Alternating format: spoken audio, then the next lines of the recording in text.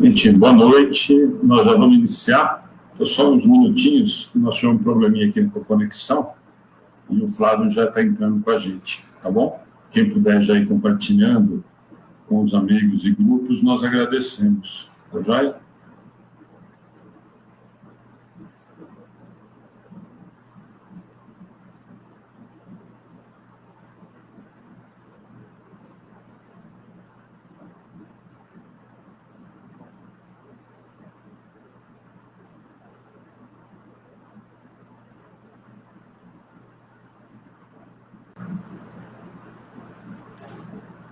Ô, Flávio, tudo bem?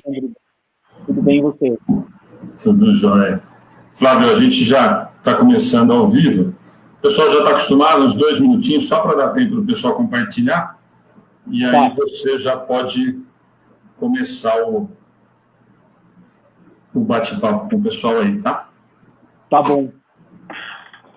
Em relação a tempo, como é que meia horinha a gente, como que é? Para fazer só vou te dar uma boa noite e aí você tem meia hora, no final a gente só entra para se despedir. Não precisa se prender muito aos 30 minutos, tá? Nós não temos nenhuma transmissão depois, então se passar um pouquinho não tem problema nenhum, tá? Tá. Mas são esses 30 minutos que o pessoal tem usado. É mesmo um bate-papo, uma conversa, né? Não é nada um tom de palestra, nada disso. Da maneira que você achar mais conveniente para você, Flávio. Fica à vontade, o tempo é para você fazer, o tempo é curtinho, né? O pessoal tem usado muito, até para te adiantar, o pessoal tem usado muito essa meia hora para usar como Evangelho no Mar. A gente fez as parábolas, né? E agora a gente está fazendo o sermão, então o pessoal tem usado muito para aproveitar para fazer o Evangelho no Mar, tá? Então, só te dar uma boa noite mesmo, e aí fica à vontade, usa o tempo para...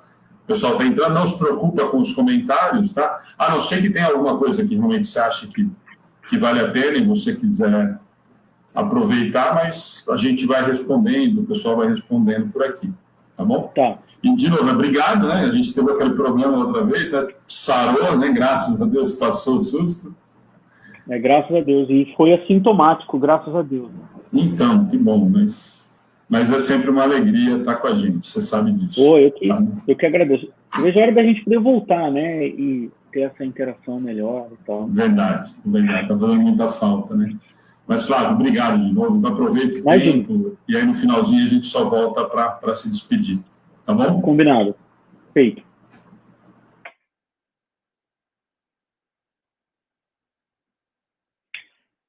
Olá, pessoal. Muito boa noite a todos, aos amigos do Centro Espírita, amigos do bem, não só em Pedreneira, mas de toda a região. É um prazer enorme estar aqui com vocês mais uma vez, dessa vez distante, né?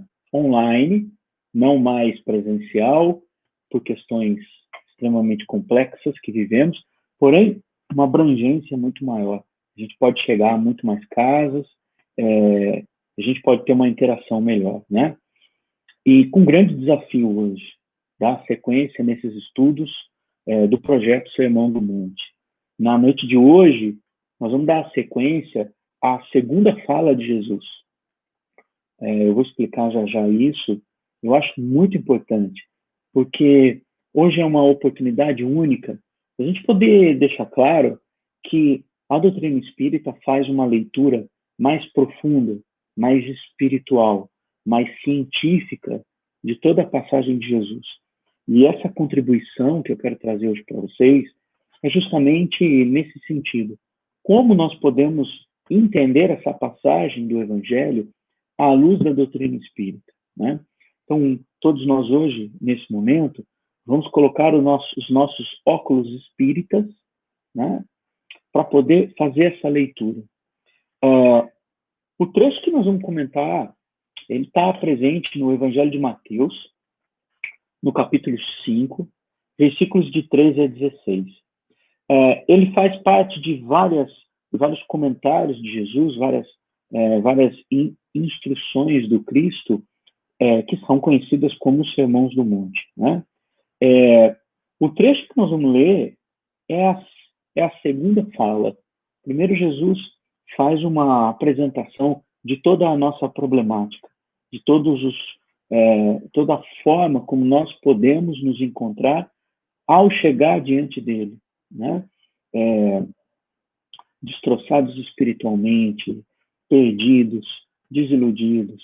E ele vai listando uma série de situações que nós podemos nos encontrar no momento em que precisamos dele.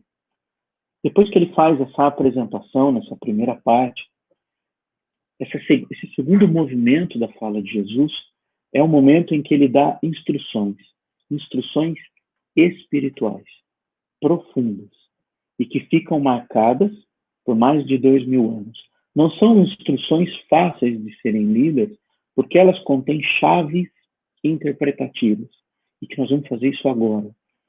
Graças à doutrina espírita, quando a gente coloca a doutrina espírita sobre esse ensinamento, essas orientações de Jesus, nós podemos entender melhor.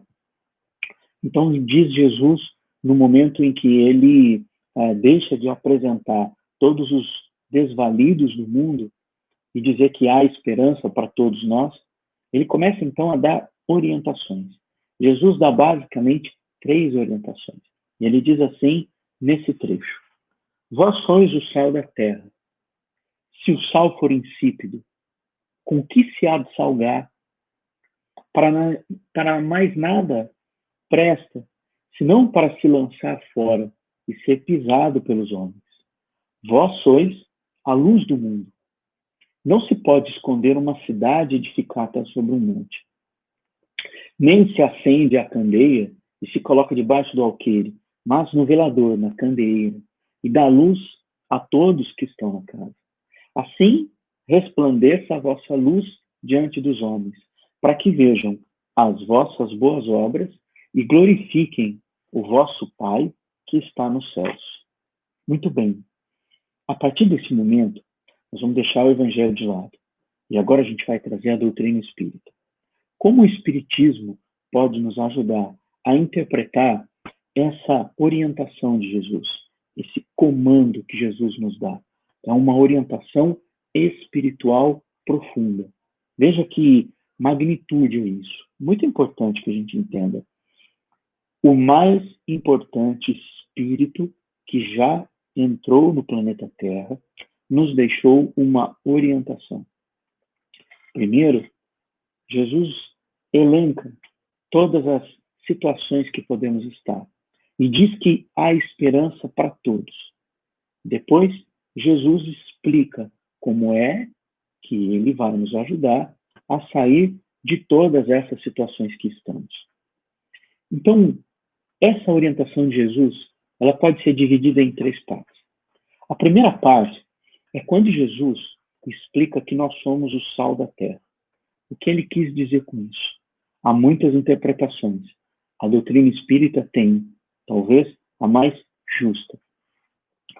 O sal é uma substância que jamais mantém o objeto do qual ele tem contato da mesma forma depois que ele chega. Tudo que a gente põe na comida, todo o sal que a gente coloca na comida, faz essa comida se transformar, sair de um estágio e ir para outro. Só que esse sal, ele tem que ser dosado. Se a gente põe de menos, a comida se transforma menos. Se a gente põe de mais, a gente pode estragar a comida. E é muito importante perceber que o sal, ele não modifica a comida, mas ele realça o sabor da comida. Em termos espirituais, qual é a simbologia do sal? O sal representa o nosso protagonismo diante da vida. O primeiro grande ensinamento da doutrina espírita está presente na primeira pergunta do Livro dos Espíritos, esse livro aqui. Aqui, na primeira pergunta do Livro dos Espíritos, está o ensinamento do sal. A pergunta diz assim: o que é Deus? E os Espíritos respondem, né? Deus é a inteligência suprema, a causa primária de todas as coisas. Primeiro ponto importante. Os Espíritos explicam que Deus é a inteligência suprema. Então, Deus é um ser inteligente. Ele é a inteligência de todas as inteligências que permeiam o cosmos, Deus é a figura da inteligência suprema. Se ele é inteligente, ele age com inteligência. Seus movimentos, seus mecanismos de atuação são inteligentes. A lógica, a coerência nas atitudes de Deus. Esse é um primeiro grande ensinamento. Se a gente levar para o Sermão do Monte todas as dificuldades pelas quais passamos, existe uma lógica, existe uma coerência. O que nós precisamos é simplesmente entender o fio dessa lógica e o fio dessa coerência. Aí entra o sal, nós. A segunda parte dessa resposta é que os Espíritos explicam que Deus é a causa primária de todas as coisas. Consequentemente, nós somos a causa secundária, porque somos também temos a atitude da transformação. Somos co-criadores. É muito interessante, muito importante entender isso. Se Deus é a causa primária, nós somos a causa secundária, porque também criamos. Por isso que somos o sal. Por isso que temos de ter uma atitude de protagonista na vida. O primeiro grande ensinamento que a doutrina espírita nos traz é de que nós somos responsáveis pelo nosso destino. O mundo em que existe, ele é o resultado das nossas escolhas e das nossas decisões. O mundo pode ser visto como um alimento e nós como sal. Por isso que Cristo disse, primeira coisa, para sair desse estado que nós estamos, vós sois o sal da terra. Então, são vocês que vão modificar a terra. São vocês que vão mudar a perspectiva da terra, a condição da terra, de um estágio para outro. Não existe nenhum ser de outro planeta que vem e age, mas nós é que agimos. Todas as estruturas e as hierarquias espirituais que nos auxiliam para que, como resultado final, nós devemos agir na transformação da Terra. Esse é o primeiro importante ensinamento de Jesus. Nós somos o sal da Terra. Então Cristo diz, tenham calma, porque a condição que todos nós estamos, nós vamos sair, mas o primeiro passo, quem dá, somos nós. É a atitude de protagonista. Nesse sentido, o Livro dos Espíritos simboliza o primeiro grande passo. Ele tem, dentro dele, toda a chave, todo o conhecimento que precisamos ter dos mecanismos, das forças que regem as nossas condutas. Para que nós possamos saber qual é a dosagem de sal que vamos colocar diante da vida, qual é a força que vamos ter diante da vida, precisamos conhecer a vida, nós mesmos, as relações e as forças espirituais. Não é à toa que o primeiro livro, exemplarmente falando, que Kardec coloca à nossa disposição, é o Livro dos Espíritos, porque ele é o conhecimento.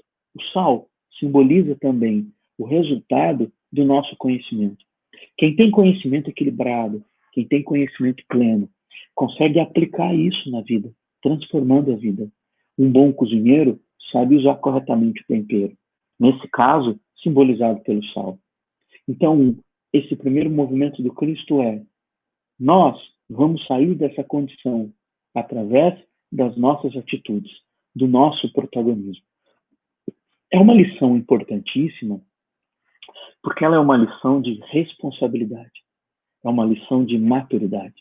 O Livro dos Espíritos simboliza o primeiro passo em busca da maturidade. Quem lê o Livro dos Espíritos dá um sinal a si mesmo e ao mundo. Eu quero me tornar uma pessoa madura. Eu quero deixar de ser uma criança espiritual. Eu quero mudar a minha condição. E o primeiro passo para deixar de ser uma criança espiritual é deixar de imaginar que a condição de tristeza, de angústia, de depressão, de solidão, de abandono, é o resultado de uma maldição. Mas é o resultado de atitudes que tomamos nessas e em outras vidas. Então esse é o primeiro grande ensinamento espiritual do Cristo. Nós somos o sal da terra. É o primeiro movimento que ele dá para nos alertar como devemos sair da condição que no Sermão do Monte é elencado. O segundo movimento presente nessa fala do Cristo é que nós somos a luz do mundo. O que significa isso? Veja, Cristo primeiro diz que nós somos o sal da terra. Depois, no segundo movimento, Cristo diz: vós sois a luz do mundo. Esse segundo movimento, a luz do mundo, Cristo quer dizer que o mundo vai se iluminar, vai se modificar a partir da nossa luz. Isso quer dizer que a partir do nosso protagonismo, a partir das nossas atitudes, é que o mundo vai se iluminar. Ele não será um mundo iluminado a partir de uma luz que vem de um outro planeta, de outros espíritos. Mas essa luz que irradia vem de nós.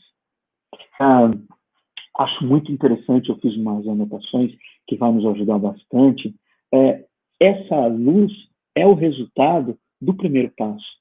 Primeiro, uma atitude de maturidade, de buscar saber onde errei, o que eu fiz de errado, como foram as minhas atitudes, que forças foram responsáveis por fazer com que eu chegasse até onde eu cheguei. Então, o livro dos Espíritos, ele simboliza esse primeiro passo. Agora, esse segundo passo, esse passo de buscar a luz, o que isso significa? Bom, a luz do mundo significa, num segundo passo, a mediunidade. É simbolizada pela luz. Nós vamos irradiar essa luz, que é o resultado das nossas atitudes, a partir do momento em que dominarmos a mediunidade, os ensinamentos e a prática disso. É por isso que o segundo livro da doutrina espírita é o Livro dos Médiuns. Uma vez que nós conhecemos os mecanismos que regem a nossa volta, nós nos debruçamos através do estudo da mediunidade. Simbolizado pela luz presente nessa orientação de Jesus, a mediunidade é a força, a vontade da mudança. Kardec nos lembra, no Livro dos Médiuns, que todos somos médiuns, uns mais, outros menos. E não necessariamente uma mediunidade de efeitos fantásticos para mudar o mundo é necessário. A intuição, a possibilidade de entrar em contato com os espíritos superiores e dar o primeiro passo. Isso simboliza também a mediunidade. É na prática da mediunidade, com um passe, que nós vamos irradiando essa luz e que nós vamos transformando o mundo à nossa volta. Se precisamos de um mundo iluminado, Jesus nos lembra, nessa segunda parte do Sermão do Monte, que essa luz vem de nós. Simbolizada pela mediunidade, essa força de mudança vem de nós. A capacidade de entrar em contato com os espíritos superiores vem de nós. Esse segundo movimento é um olhar para dentro. Quando vamos em busca da luz, num primeiro movimento, entendemos que passamos por dificuldades, e no segundo movimento, vamos em busca da solução. Mas olhamos para fora e percebemos, através do Livro dos Médiuns, que a resposta está dentro. Esse é o segundo movimento. É por isso que Cristo diz: vós sois a luz do mundo. Não é à toa que, em outras passagens, Jesus nos lembra: vós sois deuses. Nós temos em nós a capacidade de mudar o mundo. No primeiro movimento, nós somos o sal da terra. É simbolizado também pela ideia da ciência presente na doutrina espírita, o conhecimento. O primeiro passo que damos em busca de uma vida mais feliz e menos triste, uma vida mais equilibrada, é nos conhecermos. Conhecer o mundo à nossa volta, as forças que nos governam. Nesse sentido, a ciência é muito importante, presente substancialmente no Livro dos Espíritos. A ciência da lógica, da coerência, da orientação de perguntas, de respostas. Um segundo movimento é o Livro dos Médiuns, que é a filosofia, é o olhar para dentro. Há muito de filosofia no Livro dos Médiuns, porque é a partir do livro dos médiuns que eu posso buscar respostas e fazer mais indagações. É por isso que o movimento do Cristo, num segundo ponto, é nos lembrar que somos a luz do mundo. O terceiro ponto dessa orientação de Jesus é quando ele nos lembra que a candeia precisa estar sobre o candeeiro. Muita gente tem muita dificuldade de entender esse ponto. Mas, traduzindo para o português bem simples, o que Cristo está dizendo é: descobriu o que tem de errado com você?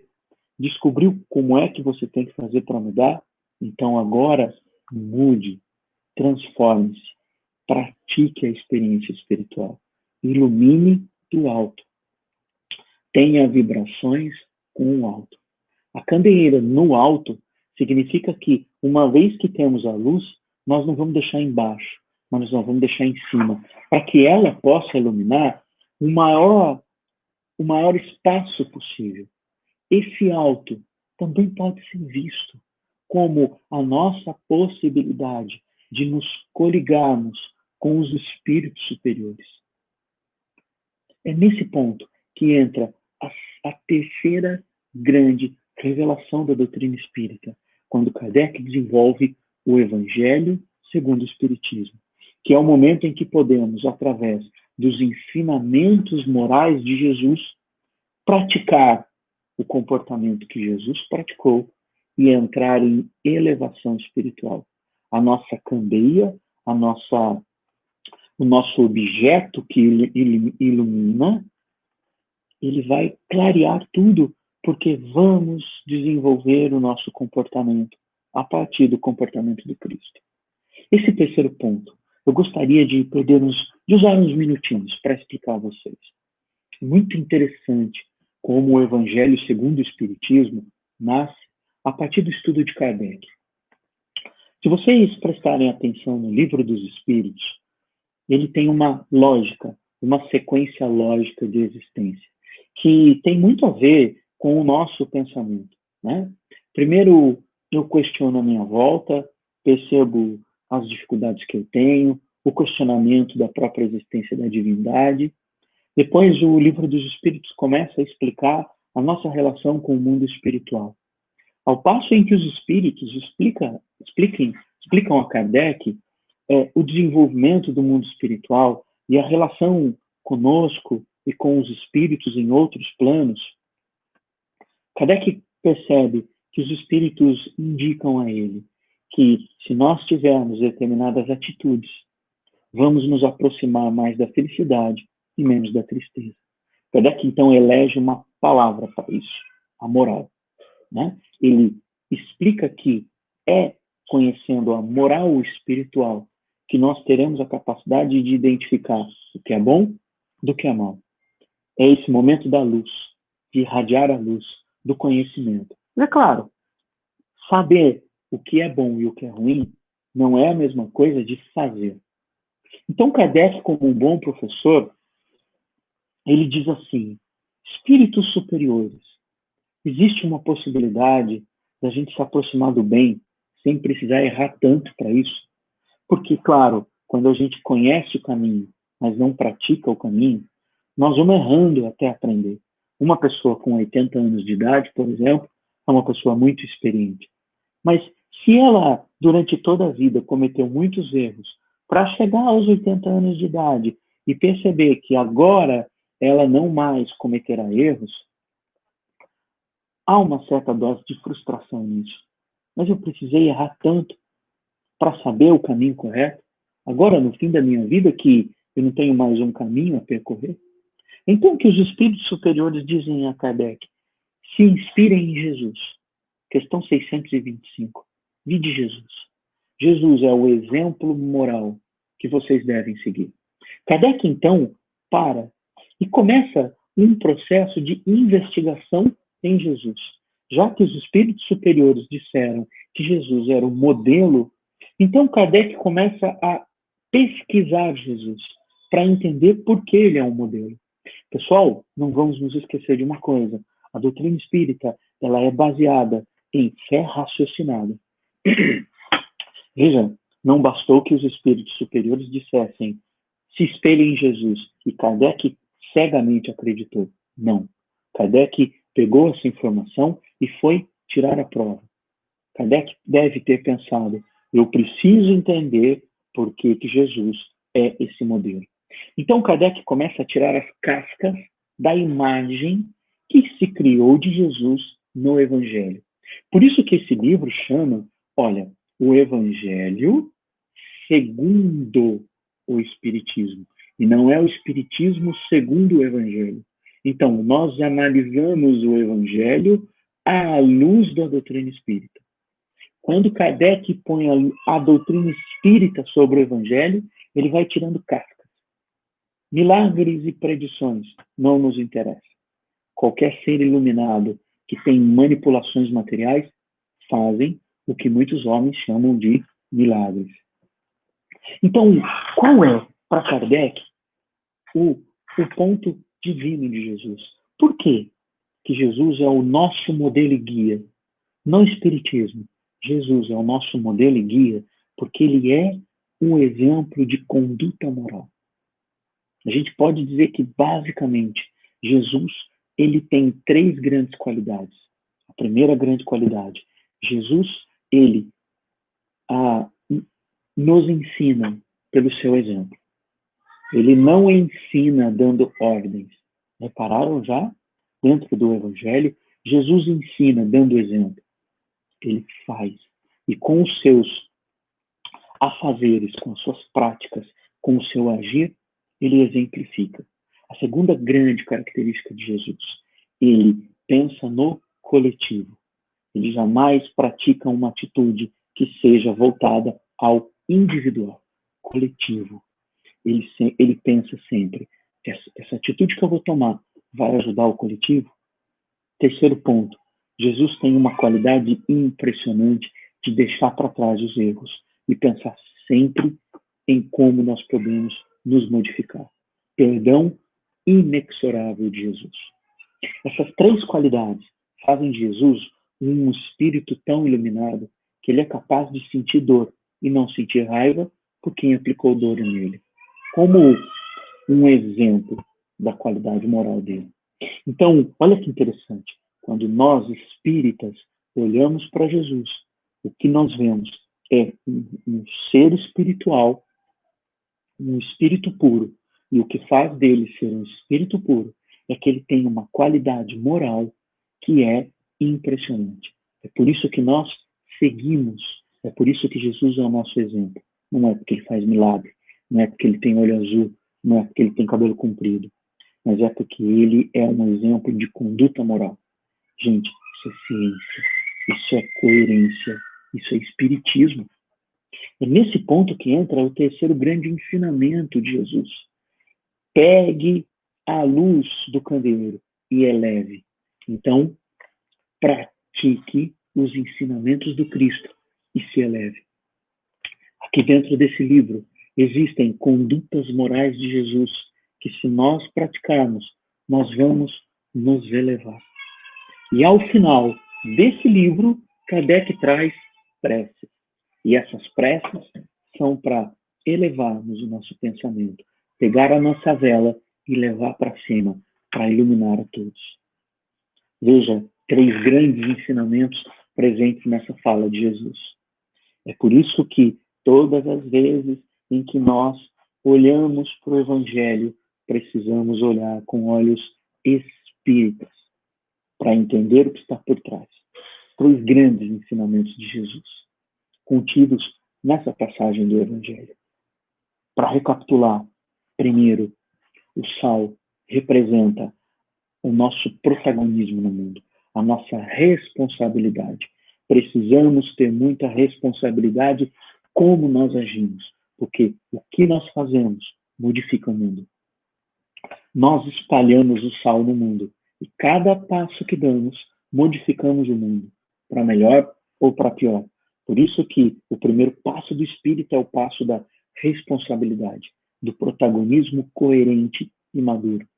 Segundo ensinamento da noite de hoje, nós somos a luz do mundo. Nenhuma solução do mundo virá do outro lado, nem de um outro planeta. Não nos será dado nada. É de dentro para fora. A transformação, simbolizada pela luz, vem de dentro. Claro, simbolizada pela mediunidade. É por isso que no Espiritismo, o segundo livro que estudamos é o livro dos médiuns, para aprendermos como manipularmos corretamente essa luz que temos. O terceiro grande ensinamento de Jesus nessa noite é basicamente elevarmos essa luz que temos. Pegar essa luz que temos em nós e não deixá-la baixa, porque ela ilumina pouco, mas elevar essa luz, para que esse ensinamento irradie para todos. Por isso que precisamos do Evangelho segundo o Espiritismo, para aprendermos com a conduta moral do Cristo como nos transformar e como irradiar essa transformação. Veja, se o grande comportamento de Jesus era o de pensar sempre no coletivo, também podemos ter esse mesmo pensamento, pensarmos sempre no coletivo. Ensinamentos muito importantes para a nossa vida. Por isso que eu deixo aqui, ao final dessa reflexão, um apelo a todos. Leiam Kardec. Espiritismo é a codificação de Kardec. Os livros que Kardec nos deixou. O livro dos Espíritos, o livro dos Médiuns, o Evangelho segundo o Espiritismo, o Céu e o Inferno e a Gênese. Precisamos urgentemente estruturar melhor as nossas bases espirituais dentro da doutrina espírita, lendo Kardec. Com isso, eu termino essa minha reflexão, agradecendo a vocês pela gentileza de estar todos aqui. Espero que a irradiação dessa reflexão que eu fiz possa chegar até você e possa ajudar a todos. Muito obrigado. Flávio, obrigado de novo pela participação, né? Feriadão, embora todo mundo aí já em ritmo de trabalho. Mais uma vez, obrigado mesmo da gente estar junto. Imagina, foi um prazer sempre. Tomara que realmente passe o mais rápido possível isso, que a gente possa estar perto, né? Faz uma falta muito grande, né? Embora, como você foi feliz no comentário, a gente consiga abranger, tem conseguido atender ou até chegar, às vezes, até mais lugares, mas faz muita falta, né? A presença, o contato com todo mundo. Tomara que logo a gente consiga estar junto. Mas, de qualquer maneira, mais uma vez, obrigado de ter disponibilizado, de ter topado participar do projeto. Claro, sempre à disposição. E logo vamos estar juntos de novo. Obrigado, viu? Gente, boa noite a todos. Amanhã nós temos palestra às 20. Gente, boa noite. Obrigadão para todos. Flávio, obrigado. Boa noite. Obrigado a vocês.